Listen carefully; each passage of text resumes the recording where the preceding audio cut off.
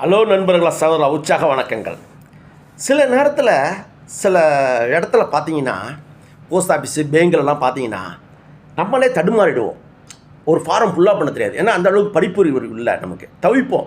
அதுபோல் கிராமத்தில் நீங்கள் பார்த்தீங்கன்னா முதியோர்கள்லாம் நிறைய இடத்துல தவிப்பாங்க. யாராவது எழுதி கொடுப்பாங்களா, யாராவது எழுதி கொடுங்க தம்பி, யாராவது எழுதி கொடுமா தங்கச்சி அக்கான்னு சொல்லி கெஞ்சுவாங்க.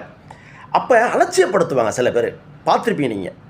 அதுபோல் அலட்சியப்படுத்தாமல் தயவுசெய்து இது போல் முதியோர்கள்லாம் வந்தாங்கன்னா எழுதி கொடுங்க. இது ஒரு விழிப்புணர்வு வீடியோ தான் போட்டிருக்காங்க.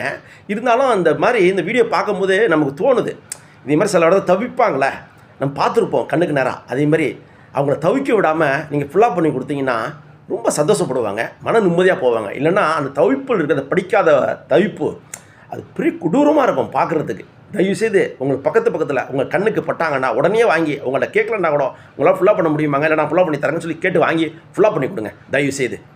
பாய். இது ஒரு விழிப்புணர்வு வீடியோ தான். பாய். எனக்கு எழுத படிக்க தெரியாது, கொஞ்சம் இந்த ஃபார்மை ஃபுல் பண்ணி தரீங்களா? இல்ல, கஸ்டமர்ஸ் இருக்காங்க, அவங்க அட்டெண்ட் பண்றதே தட்டுமா?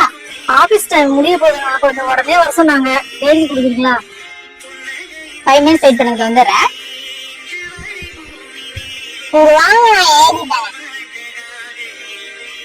சின்ன பிள்ளையா இருக்கே, ஃபுல் பண்ணுவியா? ஆதார் கார்டு, ரேஷன் கார்டு கொடுங்க. இந்தாப்பா. நான் கேட்கறதுக்கு மட்டும் பதில் சொல்றீங்களா? சரிப்பா. உங்க பேர் என்ன?